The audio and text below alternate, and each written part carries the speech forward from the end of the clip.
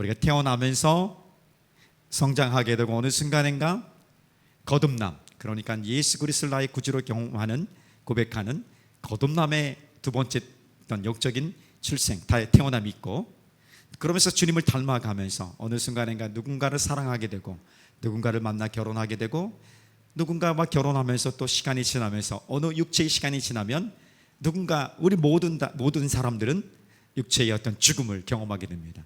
이런 태어나면서 결혼하면서 또 결혼하지 않는 싱글로 살아가는 경우도 있겠지만, 어쨌든 죽음에 이르기까지 이런 삶의 모든 여정 속에서 잘 믿고 잘 살아가는 것을 발견한다면, 그것을 찾는다면 괜찮지 않겠습니까? 그 어떤 삶의 형편, 어떤 삶의 모양이라 할지라도 그 삶을 통해서 하나님 행하시기를 기대하고 계획하셨던 그 일들을 이루어가는, 그리고 그것을 맛보며 경험하는, 그러면서 하나님 나라를 소망하며 그 소망 중에 우리 삶을 온전히 하나님께 드리는, 그렇게 잘 믿고 잘 살아가는 길을 함께 찾아가기를, 이미 그 길에 들어섰고요, 헤매고 있는 그 상황이 있다면 바른 길을 찾아서 믿음의 형통함들이 일어나기를 주님의 이름으로 축복합니다. 박수홍 씨라고 연예인이 있어요. 예전에 많이 출연했는데 박수홍 씨가 딸을 낳더라고요. 한 20개월 정도 되는 것 같아요. 이름이 제이예요, 제이. 그래서 박수홍 씨하고 와이프는 등장하지 않지만 아마 내가 보니까 와이프가 찍는 것 같아요. 박수홍 씨가 제이를 데리고 이렇게 움직이는, 이동하는, 어디 가는 이런 것을 유튜브 영상으로 이렇게 공개하더라고요. 그런데 제가 이 제이를 보는데 우리 다현이 같은 거예요. 우리 다현이랑 너무 비슷한 거예요. 그래서 저는 몰랐는데 저희 집사님이 다현이 같대요. 그래서 어디 봤더니 맛 똑같아요. 거의 비슷해요. 만나는 사람마다 아는 척하고 인사하고 뽀 날리고, 거의 뭐 스타입니다, 스타. 사교성이 똑같아요. 다 돌아다니면서 차를 타거나 아니 유람선을 타면 그 모든 그 좌석들 다 돌아다니면서 인사 나누고 아는 척하고 그런 모습이 완전 우리 다현이 그 모습 보는 것 같아요. 그래서 제가 한참을 지켜봤습니다. 너무 좋은 거예요. 그 아빠 엄마가 다현이가 하는 게 별로 없어요. 그냥 다현이가 아니라 제이입니다. 박수홍 씨 딸이 제이인데, 제이가 하는 것은 별로 없어서 자기 하고 싶은 거 하는 거예요. 하는데 그 부모는 엄청 행복한 거야. 세상에서 가장 행복한, 모든 것을 다 가진 것처럼 행복한 모습을 제가 보게 됩니다. 그런데 박수홍 씨 그 제이 엄마 아빠만 아니라 그것을 지켜보는 저도 그 제이의 매력에 흠뻑 빠져서 한참을 이렇게 미소 지으며 바라보고 있는 저를 보게 됩니다. 그게 즐거운 거예요. 행복한 것이죠. 우리 미나가 다현이 엄청 보고 싶은가 봐요. 그래서 다현이 엄마가 이제 만삭이 됐어요. 그래서 만삭이 돼서 조금 지나면 아기 낳고 온다고 하는데, 아마 한 달 정도 후면은 아이가 나오지 않을까, 둘째가 나오지 않을까 생각합니다. 위에서도 더불어 기도해 주셨으면 좋겠습니다. 그래서 다현이 아빠랑 그래도 오라고 했는데 가끔 올 거라고 생각합니다. 자, 어쨌든 그래서 이 어린아이, 아기들이 주는 기쁨은 아마 세상에서 이것보다 더 큰 기쁨이 있을까 하는 그런 생각을 할 정도입니다. 물론 우리가 예수를 믿고 예수 안에서 기뻐하는 그것을 가장 기뻐하는 것이지만, 우리가 그냥 일상적인 누리는 그 기쁨, 하나님께서 우리에게 주신 삶에서 주신 가장 큰 기쁨은 아기들, 어린 아이들로 인한 기쁨이 아닌가 생각해 봅니다. 제이만 예쁘고 그렇게 사랑스러운 것이 아니라 가만히 지켜보면 이 세상의 모든 아기들, 모든 어린 아이들이 다 그렇게 사랑스럽고 기쁨을 주는 거예요. 그렇죠? 밥 먹다가 그냥 이렇게 그냥 너무 먹고 싶어서 먹다가 그 식탁 위에서 그냥 꾸벅꾸벅 저는 아이들, 엄청 예쁘잖아요. 그리고 지난 해수욕장, 여름에 뜨거운 해수욕장에 다녔던 어린이가 이 물안경을 착용했나 봐요. 해수욕장에 나왔는데 물안경을 딱 벗었는데 온통 다 검은데 물안경 자국만 하얗게 남은 거예요. 엄청 사랑스러운 거야. 그래서 너무 뽀해주고 싶은 마음 정도로. 그리고 또 물안경 쓰고 또 들어가는 거야. 너무 예쁘지 않습니까? 우리는 해수욕장 여름에 가면 어떻습니까? 뜨거워서 탈까봐 다 뒤집어 쓰고 안 들어가지 않습니까? 근데 아이들 모습 보면 그냥 꾸밈이 없는, 너무 좋은 거야. 그래서 이 무뚝뚝한 할아버지도 웃게 하고 춤추는 게 아기들이에요. 어린 아이들이에요. 이 아이들이 뭘 해서가 아니라 그 존재 자체가 행복하고 기쁨을 주는 것을 경험하게 됩니다. 근데 오늘 우리가 살아가는 이 사회는 그렇게 녹록진 않습니다. 쉬운 것만은 아닙니다. 출산율을 보면은 굉장히 낮지 않습니까? 1 밑으로 내려간 지 한참이고 어느 땐 0.78까지 갔던 경험도 있습니다. 적어도 1 이상 돼야지 되는데, 아니 1도 안 되죠. 둘이 결혼해서 하나를 낳으면 둘 중에 하나니까 하나가 부족한 거예요. 그렇죠? 그러니까 둘 정도는 나야 되는데 하나도 쉽지 않은 세상, 어려운 것입니다. 그 이유 중에 아마 이런 것들이 대부분 있습니다. 아이를 양육하는 데 있어서 경제적인 부담감이 어마어마하게 큰 것이죠. 뭐 우리 또래만 해도 그렇지 않습니까? 낳아놓으면 아예 알아서 크지 않았습니까? 우리가 뭐 학원을 다녔습니까? 뭘 다녔습니까? 그냥 동네에서 뛰어다니다 보니까 같이 형아들 따라다니고 하다 보니까 이렇게 자란 거였습니다. 그런데 우리가 아이들 키우는데 엄청 어려워졌고요. 달라진 세상을 보게 되고 지금은 훨씬 더 어려운 거예요. 그리고 생각이 우리 때랑 이제 생각이 많이 좀 달라진 것도 보게 됩니다.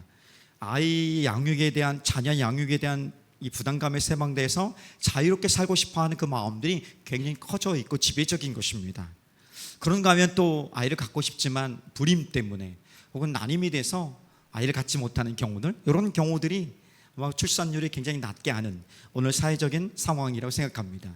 그래서 이 지금의 청년들, 신혼부부들 살아가기가 그렇게 쉽지 않은 거야. 열심히 살지만, 열심히 뛰지만, 뭔가를 애쓰고 있지만 이렇게 좀 잘 보이지 않는, 그 만족스럽지 않은, 용기를 줄 수 있는 그런 것들이 참 어려운 시대에 살고 있습니다. 그래서 좀 빨리 기도하는 것은, 간절히 기도하는 것은 청년이나 신혼부부 세대들이 좀 행복할 수 있는, 자유할 수 있는, 용기 낼 수 있는 그런 어떤 상황들이, 정책들이 실현되기 원하고 더 깊이 있게 꼼꼼하게 잘 적용돼서, 그래서 웃을 수 있는 청년들이 웃을 수 있는, 신혼부부들이 행복할 수 있는 그런 나라가 됐으면 좋겠습니다.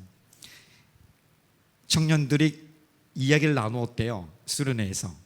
그리고 그 고민의 공통적인 내용에, 그리고 가장 압박감, 우울하게 스트레스 받게 하는 내용들은 미래에 대한 거예요. 아니, 현실에 대한 거, 취업에 대한, 진로에 대한 거, 이런 것이 다 공통적인 거래요.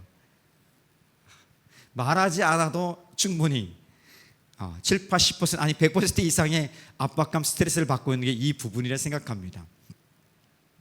학교 안에 있을 때는, 중고등학교 안에 있을 때는 아무것도 모르지만, 그리고 대학에 오니까 현실에 좀 눈을 뜨게 되고, 대학 안에 있을 때는, 학생 신분으로 있을 때는 조금 보호되지만 밖으로 나오면 더 어려운 것이 현실입니다. 그런 마음들 안에 우리가 살아가고 있는 것입니다. 그래서 그것을 다시 한번 가르치고 그것에 대해서 인지하게 하고 긴장하게 할 필요는 없습니다. 말하지 않아도 충분히 이들은 생각하고 가장 고통스러워 힘겹게 살아가는 친구들이 본인들인 것입니다. 그런 면에서 우리가 어떻게 이들을 돌보고 위로하고 격려하고 도울 수 있을지를 기도하며 엎드리는 자세가 중요하겠죠. 자, 그럼에도 불구하고 이 어려운 상황들, 어려운 시기에도 불구하고 분명한 사실, 진리가 있습니다. 태어남, 이것은 하나님이 주신, 하나님의 주권 안에 있는, 하나님께 속한 것이라는 사실입니다. 그리고 두 번째 태어난 것도 마찬가지입니다. 육체의 태어남도 그렇고 예수 그리스도를 믿고 구원받는 거듭남의 태어남도 역시 하나님께 속한 것입니다. 하나님이 우리를 만드셨기 때문에 우리가 태어나는 것이고요. 두 번째 태어남도 예수 그리스도의 십자가가 있기 때문에, 우리에서 죽으신 예수님이 있기 때문에, 예수 그리스도의 십자가의 구원하심이 있기 때문에 두 번째 태어남도 우리 가운데 있는 것입니다. 자, 그러므로 태어남 자체는, 첫 번째 태어남, 거듭남, 이 두 가지 태어남은 모두 다 하나님께 속한 것이고 하나님의 것이라는 사실입니다. 그래서 하나님 것이기 때문에 하나님이 태어남을 주시는 것, 태어남과 거듭남을 주시는 것은 가장 큰 축복, 은혜의 복이라는 사실을 이미 창세기 1장 28절에서는 선언하고 있습니다. 그래서 하나님이 아담에게 생육하고 번성하라, 땅에 충만하라, 땅을 다스리라, 모든 것을 다스리라, 관리하라는 것이죠. 이 모든 것을 말씀하시는데, 명령으로 주시는데, 사명으로 주시는데 그 앞에 전제가 있습니다. 하나님께서 그들에게, 아담에게 복을 주신 내용입니다. 아담에게 복을 주시되 말씀하신 내용이 바로 그것입니다. 태어남, 생명을 누리는 것, 이것은 하나님이 주신 가장 최고의 큰 복이다 라는 사실입니다. 자, 그러므로 내가 오늘 존재하고 태어나서 예수를 믿고 첫 번째 태어남과 두 번째 태어남을 경험했다면, 오늘 내 자신 자체가 가장 최고의 복이라는, 하나님의 은혜의 선물, 하나님의 은혜의 복이라는 사실을 드러내는 가장 강력한 최고의 증거가 되는 것입니다. 나는 최고의 복입니다. 최고의 선물인 것이죠. 별로 무뎌진, 너무 많이 들어가지고 무뎌졌습니까? 오늘 특성 중에 1000번을 불러도요, 제목이 1000번을 불러도 가슴이 찌릉찌릉 한다는 거잖아요. 눈물이 흘린다는 거 아니에요. 1000번을 내가 해보진 않았을 것 같아요. 내가 정말 하나님이 준 최고의 복이라는 사실, 최고의 선물이라는 사실을 1000번 정도 해봐도 계속 찌릉찌릉 거려야 되는 거야. 그 설렘, 그 감격들이 무뎌졌다면 다시 한번 하나님 말씀 앞에, 하나님, 내 안에 내 마음이 좀 딱딱해진 것 같습니다. 부드러운 마음, 예수의 십자가의 보혈로, 그 눈물로 내 마음을 좀 부드럽게 좀 만들어 주십시오. 이런 마음으로 주의 말씀을 향해 좀 같이 갔으면 좋겠습니다. 아멘. 자, 그 다음에 또 하나님께서 우리 가운데 주시는 자녀라는, 태어남이라는 것은 어떤 것이냐면, 시편 127편을 보면은 자녀는 어떤 상급, 하나님께서 우리에게 주신 상이래요. 상이라는 것을 얘기해 주십니다. 오늘 내 자신 자체가, 태어남 자체가, 살아가고 있는 자체가 하나님이 주신 상급으로 살아가는 사실을 말씀해 주고 있습니다. 그리고 우리가 목적을 이끄는 삶에서 살폈던 시편 139편을 보면 우리 태어남이 얼마나 경이로운지에 대해서 두렵고 떨림으로 바라볼 수밖에 없는 그 경이로움까지도 이야기하고 있는 것이 우리 태어남에 대해서 하나님 말씀하고 있는 메시지입니다. 자, 이것을 우리가 잘 알고 있다면 이제 우리는 우리 스스로도 그렇고 우리의 자녀들, 영적인 하나님의 자녀들, 우리의 후배들, 믿음의 후배들, 우리 모든 성도들, 동료들, 이런 모든 하나님의 백성들을 향해서 우리가 가져야 될 자세가 있습니다.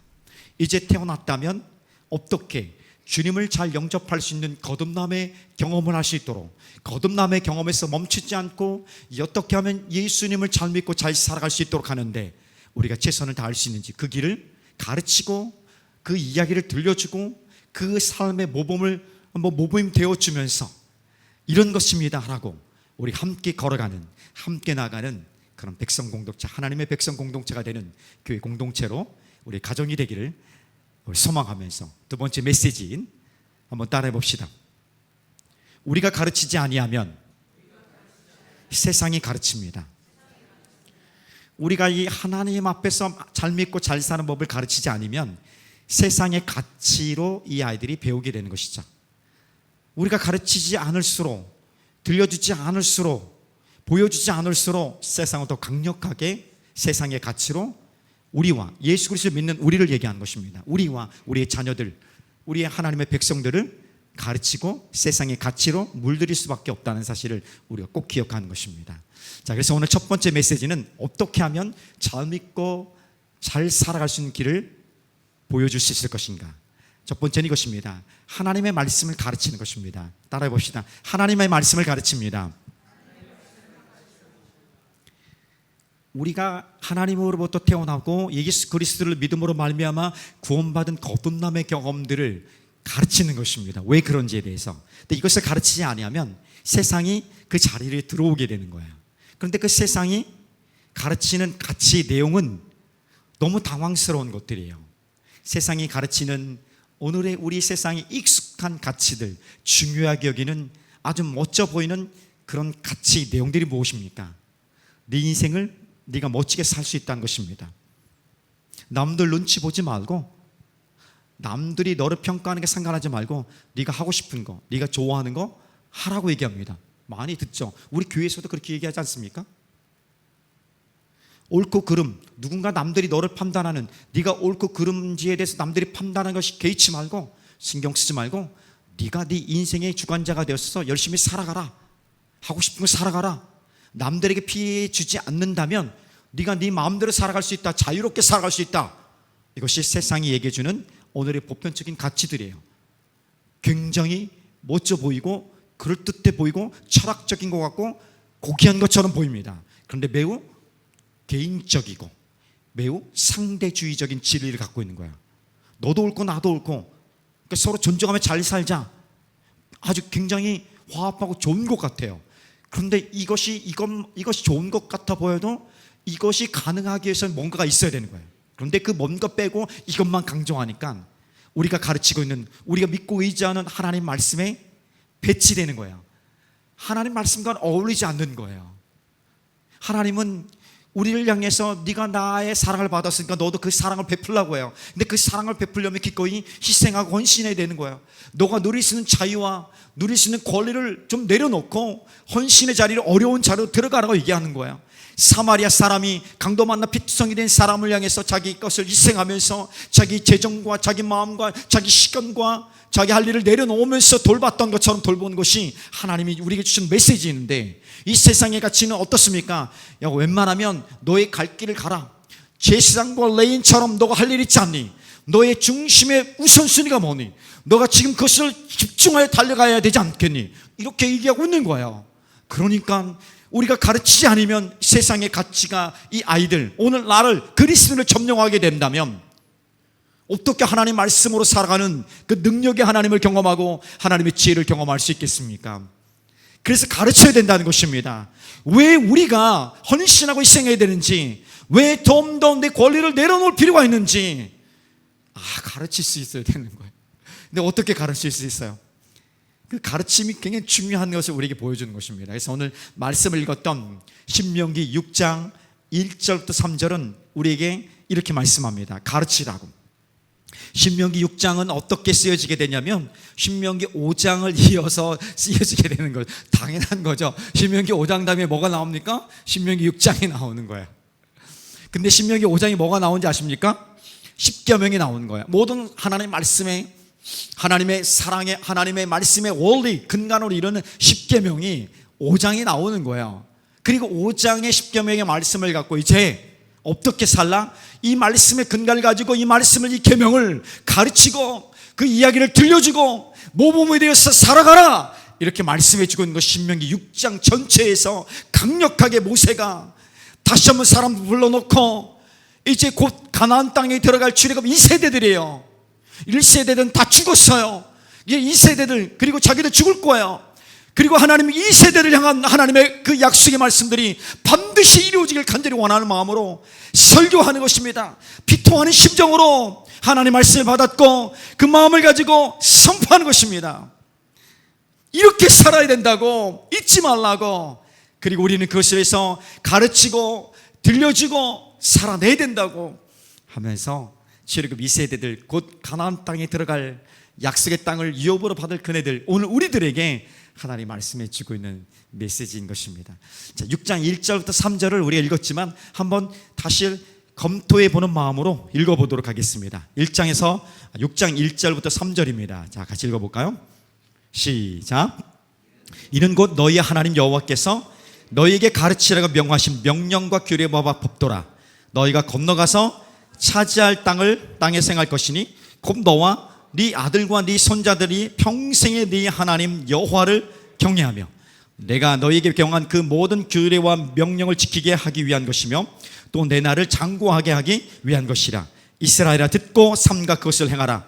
그리하면 네가 복을 받고 네 조상들의 하나님 여호와께서 내게 허락하심과 같이 젖과 꿀이 흐르는 땅에서 네가 그게 번성하리라. 아주 명확합니다. 분명합니다. 그 명확한 메시지가 이 말씀 가운데 있는 것이죠. 그래서 이 말씀을 어떻게 우리에게 주신 거냐면 굉장히 고상한 도덕적인 윤리적인 차원에서 말씀하신 것이 아니라 그것은 실제적인 너의 헌신을 지킬 것을 각오하고 삶으로 만들어가기를 원하는 그 마음으로, 그 자세로 우리에게 말씀한 것입니다. 그래서 마음을 다하고 목숨을 다하고 뜻을 다하고 힘을 다하여 이 말씀을 지켜 행하라, 이렇게 말씀해 주고 있는 것입니다.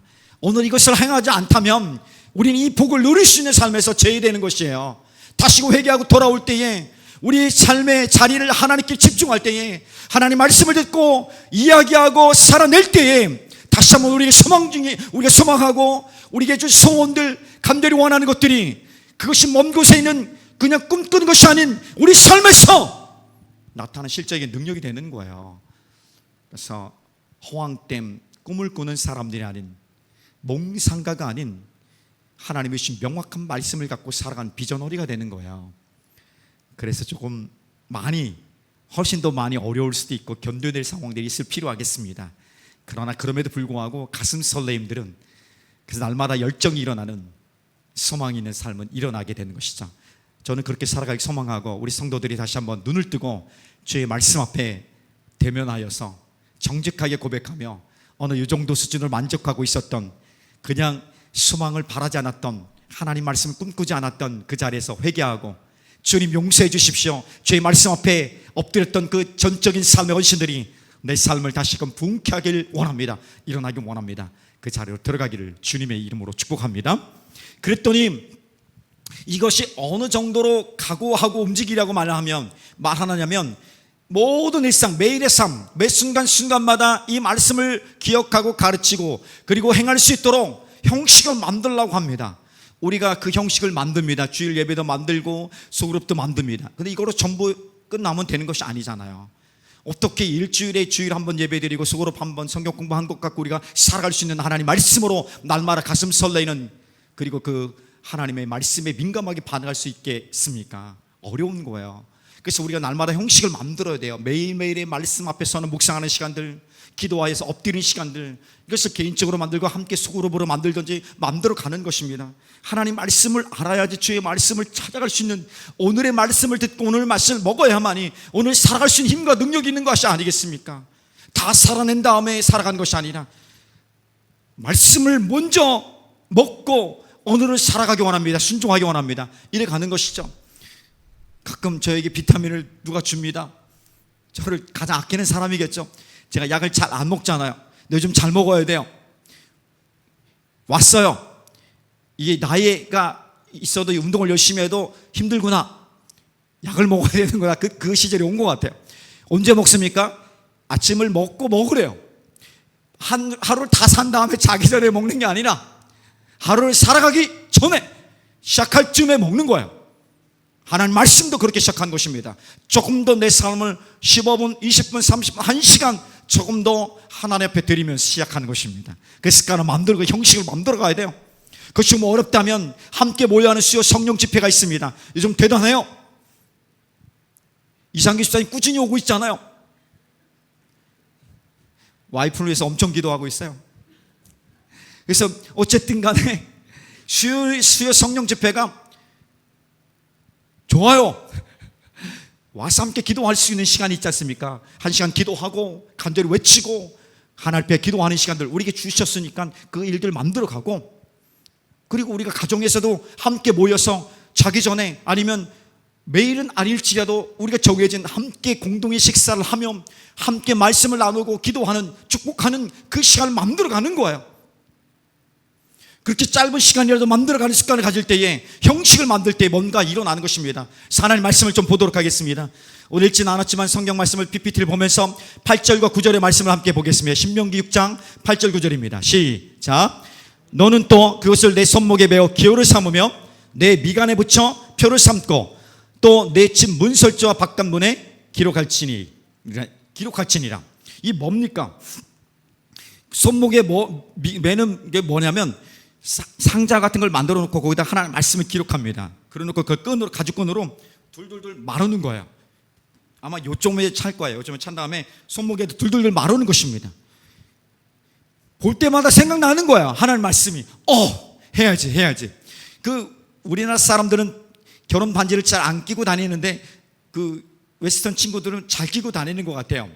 자기가 불량한 짓 하려면 반지를 빼지 않습니까? 반지를 끼는 게 뭡니까? 항상 나는 내 와이프, 내 남편을 생각하고 첫 마음을 지켜야 된다는 그 상징과 같은 것을 하고 다니는 거야. 미간에도 마찬가지. 미간의 중간에다가 상자를 딱 달아놓고 둘둘 매는 거야. 이건 좀 논이 돋보이게 좀 그러겠죠. 여기다가 하나님을 향한 마음, 신이라고 써놓습니다. 그래서 하나님을 향한 마음을 늘 가지고 다니는 상징적인 거지 않을까? 애쓰는 거예요. 안 되면 손바닥에다가 새기든지, 새기는 몸에 새기는 것 좀 어려울 수 있겠지만 하여튼 뭘 날마다 쓰든지 해서 보일 수 있는 것, 여러분이 자주 가는 것, 매일매일 들리는 것, 관심을 갖고 있는 것. 어디 갔어? 태권이 냉장고에다가 항상 붙여놓던지, 거기다 쫙 붙여놓는 거야. 하나님의 말씀을, 오늘 묵상한 말씀 한 구절을. 그리고 오고 나가면서 문설주 안에서 그리고 바깥 문에도 붙여놓는 것입니다. 매주 잘하는 것을 붙여놓는데 히브리 사람들은 보고 나가면서 하나님 말씀을 기억하는 것입니다. 이게 뭡니까? 계속 내 삶의 모든 것들이 하나님이 함께 하시는 하나님 말씀에 순종하겠습니다. 내가 보는, 미간에 놓은 것은 내가 보는 모든 것들이 하나님의 시선으로, 하나님 말씀의 생각으로 바라보며 살아가겠습니다. 사람과 상황을 볼 때에 하나님 마음으로 보겠습니다. 내가 들어갈 때 내 가족 안에서 하나님 말씀으로 다스리기 원하고, 내가 밖에 나가서 살아가는 세상의 모든 영역 속에서도 하나님 말씀대로 순종하며 빛과 소금을 살아내기를 원합니다. 이런 결단건신의 상징인 것이고 살아내는 것입니다. 이렇게 가르치라는 것입니다. 이런 열정건신 없이 저절로 되는 하나님 말씀으로 양육되는, 잘 믿고 잘 살아가는 삶, 인생은 없습니다. 저절로 되지 않습니다. 이런 부단한 노력에도 불구하고, 헌신에도 불구하고 우리 마음 생각대로 되지 않는 것이 인생입니다. 하나님의 보호하심과 하나님의 지키심과 하나님 거듭나게 하시는, 그리고 하나님이 건져내어 주시는 인자함과 자비하심이 내 평생에, 우리의 평생에, 우리 자녀들의 평생에, 우리 성도들의 평생에 함께 해 주시옵소서, 이렇게 간구할 뿐인 것이죠. 자, 그래서 가르치기 위해서 우리가 해야 될 일들 찾아가기 소망합니다. 놓치고 있었던 우리 공적인 예배들 뿐 아니라 함께 묵상하고 기도하는 시간들, 가족 안에서 또 가능하다면 일터 안에서도 할 수 있는 것들, 그 형식들을 만들어 놓아야 하는 것이죠. 그 형식들 안에서 내가 형식을 지키기 위해서 하는 것입니다. 형식을 지키기 위해서 꾸준히 노력하다 보면 어느 형식에서 자유할 때가 있는 것입니다. 자유하다 보면은 그 안에 푹 잠들 수 있는 그때가 옵니다. 그때까지는 형식을 놓치지 말아야 돼요. 내가 스스로 잘할 수 있는 능력이 없습니다. 그런 의지가 강하지 않아요. 그래서 그 형식을 많이 잘 만들어 놓을수록 나는 붙어올 수 있는 시간이, 하나님께 더 가까이 갈 수 있는 시간이 훨씬 더 많아지는 줄 깨닫길 소망하고 그 자리에 나오기를 주님의 이름으로 축복합니다. 아멘. 아멘. 자, 두 번째입니다. 두 번째, 우리 가운데 하나님이 하기를 원하시는 것, 어떻게 해야 될 것인가? 자, 믿음의, 한번 따라해 보시죠. 믿음의 이야기를 들려줍니다. 믿음의 이야기를, 그러니까 내러티브죠. 이야기가 굉장히 중요해요. 역사의 이야기, 나의 삶의 이야기, 우리의 이야기, 우리 공동체의 이야기를, 믿음의 이야기를 들려주는 거예요. 자, 그럴 때에 그냥 도덕적인 설명들, 논리적인 설명들, 이런 것들보다 훨씬 더 효과적으로 잘 가르치고 잘 소개할 수 있는 탁월함이 있는 것입니다. 이야기는 사람들이 관심을 갖게 해요. 그래서 이야기, 그냥 드라마 이야기가 아닌 믿음의 이야기, 우리 실패했던 이야기, 그렇지만 그곳에서 하나님을 경험했던 이야기, 내가 만난 하나님, 우리의 하나님, 우리가 예배 가운데 경험했던, 함께 공유했던 그 마음, 추억의 믿음의 경험들, 이것을 함께 나누는 것입니다. 자, 오늘 신명기 6장 20절과 21절은 이렇게 말씀합니다. 자, PPT를 보고 함께 읽어보겠습니다. 시작. 9일에 네 아들이 내게 묻기를 우리 하나님 여호와께서 명령하신 증거와 규례와 법도가 무슨 뜻이냐 하거든 너는 네 아들에게 이르기를 우리가 옛적에 애굽에서 바로의 종이 되었더니 여호와께서 권능의 손으로 우리를 애굽에서 인도하여 내셨나니. 그래서 자녀들이 묻습니다. 왜 우리가 이 말씀을 지켜야 합니까? 도대체 이 말씀이 우리에게 무슨 의미입니까? 그렇게 물어볼 때는 믿어, 기도해보면 나와, 이게 아니라, 자, 우리 함께 가볼까? 자, 오래오래 전에, 4,000년 전에 하면서 역사 이야기를 하는 것이죠. 우리 민족이 이렇게 고통당하고 있었는데 하나님께서 모세를 부르셨고 아브라함에게 했던 약속을 기억하셨던다. 그러니까 아브라함에게 하신 약속은 이런 것이야. 그러니까 쭉 내려왔는데 한 400년 정도 걸렸던 것 같아. 근데 그 400년이 의미 없었던 것이 아니라 그 400년의 고난의 시간이지만 하나의 큰 민족으로서 부흥성장할 수 있는 기초가 되었던 거야. 그래서 애굽에서 탈출할 때 인구는 남자만 60만 명이었대. 그런데 그때 당시에 그 인구 조사에 포함되지 않았던 사람들 합치니까 250만 300명, 이 많은 사람들이 하나님이 준비시킨 민족으로 에서의 출발을 준비시켜 준 거야 하면서 출애굽 이야기를 해주는 거죠. 그리고 그 과정 속에서 모세를 부르시고 그리고 홍해를 건너고 모든 어둠의 것들을 물리치면서 그리고 고난의 40년을 건너면서 그 땅에 들어갔던 이야기를 해주는 거야. 그래서 우리가 살 길은 우리의 시작은 우리의 출발은 우리의 근간은 하나님이고 하나님부터 시작된 거야. 하나님의 역사 속에서 우리 이렇게 온 거야. 어떨래? 어떻게 할래? 그 말씀 안에 우리가 순종해야 되지 않겠어? 그렇게 가는 것입니다. 오늘 우리 자녀들이, 우리 학생들이, 우리 사람들이, 성도들이, 우리 주변에 누군가가 왜 우리가 선하게 살아야 합니까? 왜 희생해야 합니까? 왜 헌신해야 합니까? 왜 도둑질 하지 말아야 됩니까? 왜 부지런해야 됩니까? 왜 내 것을 나눠줘야 합니까? 이런 질문을 할 때 우리는 어떻게 대답할 수 있습니까?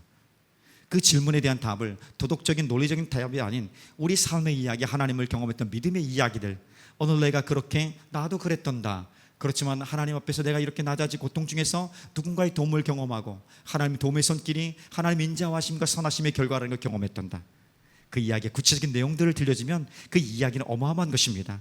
히브리서 11장을 보면 믿음의 영웅들이 나옵니다. 그 믿음의 영웅들이 이야기를 싹 해주는 것이에요. 특별히 어린 아이일수록 이 이야기는 더 가까이 오게 됩니다. 잠을 자지 않을 정도로 이 이야기에 귀를 기울입니다. 그래서 다윗의 이야기를 깊이 있게 해줍니다. 믿음의 이야기를 다 해주는 거야. 그런데 그 믿음의 이야기를, 믿음의 영웅들을 살펴보니까 우리가 별다를 것이 없는데, 우리 아빠 엄마랑 별다를 것이 없는데, 이것을 발견하는 것이죠. 완벽해서 그들이 하나님께 선택되고 쓰임받았던 것이 아니라 부족하고 연약한 것, 심지어는 무너진 죄와 같은 것이 있을지라도 하나님이 그를 용서하셨고 그를 다시 한번 사용하셨고 그를 통해서 하나님의 위대하심과 하나님의 능력을 나타내셨구나.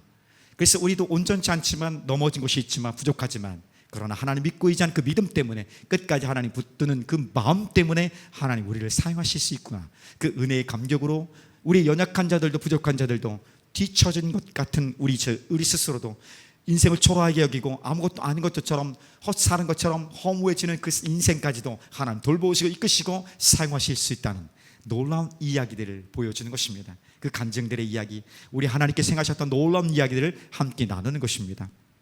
그럴 때에 우리 아이들이 그 이야기를 듣고 믿음의 사람들 잘 자라갈 수 있는 그 길이 열려지게 되는 것이죠. 우리 인생에서 잘했던 것만 들려주고 싶은 그런 유혹들이 있을 것입니다. 그런데 우리가 처음부터 잘하지 않았다는 것, 아니 이미 많은 실패와 고난과 부끄러움과 초라함들이 있었다는 것을 고백하는 것입니다. 그 인정이죠. 성경의 이야기들은, 믿음의 영웅들의 이야기는, 역사 이야기든 다 좋은 성공적인 이야기들만 모아놓지 않습니다. 아니 오히려 더 추잡하고 부끄럽고 어쩜 이렇게까지 할 수 있을까, 이런 배은망덕한 삶을 살 수 있을까 하는 그런 처절한 어떤 무너진 삶에 대해서도 아주 그대로 드러나고 있는 것이죠. 우리 삶에도 마찬가지입니다. 내가 흔들릴 때, 힘들었을 때에 하나님을 원망하고 불평했던 것들, 고통 중에 있을 때에 하나님 어디 계시냐 하면서 원망하면서 하나님을 무시했던 그 인생들, 실제로 넘어졌던 경험들이 있습니다. 하나님 없이 내 인생을 살았던 것들. 그래서 이 모든 살았던 실패의 연속 중에 어려움들이 있었지만 그럼에도 불구하고 하나님 안에서 보호되고 살아가고 있는 이유를 가만히 살펴보니까 주님의 손이 나를, 내 인생을 붙들어 주셨기 때문에 흔들려 무너졌던, 넘어졌던 내 인생을 흔들리지 않게 잡아주셨고, 넘어졌던 내 인생을 세워주셨기 때문에 오늘 내가 다시금 하나님의 은혜로 말미암아 살아가고 있습니다. 그런 것이죠. 내 안에 깊은 상처와 아픔과 현실적인 부담과 스트레스와 압박감, 미래가 보이지 않는 불투명함들, 그리고 공격들, 해결해야 될 그 문제들, 이런 다양한 압박 속에서도 상처 있고 힘들어하는 나의 그 상황을 잘 아시는 하나님 찾아오셔서 오늘 주님의 손이 나를 부드럽게 만지시면서 내가 너와 함께 하니까 침착해라, 괜찮다, 할 수 있다, 기다려보자, 잘할 수 있겠다, 그리 하면서 하는 걸음한 걸음 인도하시는, 소망 중에 막 달려가다가 될 것 같은데 넘어져서 떨어져서 아무것도 없는, 정말 더 차라리 도전하지 않았다면 하는 그런 허무한 마음이 들 때에도 하나님께서 그 마음을 위로하시며 그 과정 안에서 그 선한 동기를 보시면서 하나님 회복하시는 그 어루만지는 그 손길들, 하나님의 긍휼하심과 선하심의 인자하심의 그 결과가 오늘 내가 이렇게 살아가고 있다, 이런 이야기들인 거죠. 이 이야기들이 부끄럽습니까? 가는 그런 거죠. 설교의 이야기 이때마다 하는 것이 아니지 않습니까?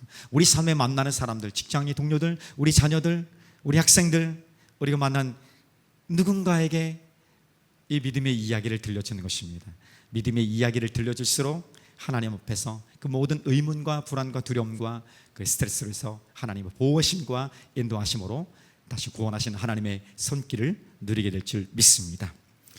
자, 그런데 중요한 것이 있더라고요. 이런 경험들이 과거에 있었던 것에 머물러 있지 말고 지금 이곳에서 살아가는 것이 훨씬 더 중요하구나라는 것을 경험합니다. 과거에 은혜가 있지만 지금의 그 은혜를 없다면 그냥 과거의 은혜에 그냥 기대해서 간간히 숨쉬고 살아가는 인생밖에 되지 않는 거야. 그래서 그 인생의 예전에 왕년에 이렇게 하나님 은혜 좋아요. 그런데 지금 그것이 나에게 어떤 영향을 미치고 있는가? 오늘 내가 이곳에서 날마다 부어오시는 생명의 능력들, 소망들을 누리며 살아가는 게 중요합니다. 그리고 과거의 은혜의 경험들은 오늘 그 은혜를 누리는 삶을 위해서 도전케 하고 용기 내게 하고 다시 의지를 붙잡고 하나님을 바라볼 수 있게 하는 소망의 이야기가 되어지는 것이죠. 그냥 과거에 머물러서 힘겹게 살아가는 인생이 아닌, 나도 예전에 이랬는데라는 그런 과거에 머물러 있는 삶이 아닌 그 과거의 은혜를 오늘 내 삶의 자리를 가지고 오고 다시금 역사실 하나님을 바라보면서 실제로 하나님이 나와 함께 하신 그 은혜의 충만함을 누리며 살아가는 것이 훨씬 더 중요하다는 것입니다. 이 삶을 살아내며 이 삶의 이야기들이 우리 가운데 풍성해지기를 주님의 이름으로 축복합니다. 마지막 하나 간단하게 살펴봅시다. 자, 믿음의 본보기가 되는 것입니다. 믿음의 모범, 본보기가 되는 거야. 믿음의 본보기. 모범이 된다니까 뭔가 특별한 사람만이 되는 것 같아요. 완벽하진 않아도 그래도 모두가 인정할 만한 그 어떤 것을 갖춘 사람이 되는 것 같아요. 그렇지 않습니다. 적어도 그런 본보기가 되는 것은 완전함이 아닌 몸부림침들, 애씀들, 그렇게 노력하고 헌신하는 사람들 속에서 나오는 것입니다. 우리 자녀들은, 우리 믿음의 후배들은 우리 부모의 뒷모습, 우리가 일상적으로 행하고 있는 그런 삶의 자세들, 이것들 가장 정확하게 민감하게 바라보고 그것을 따라간다는 사실입니다.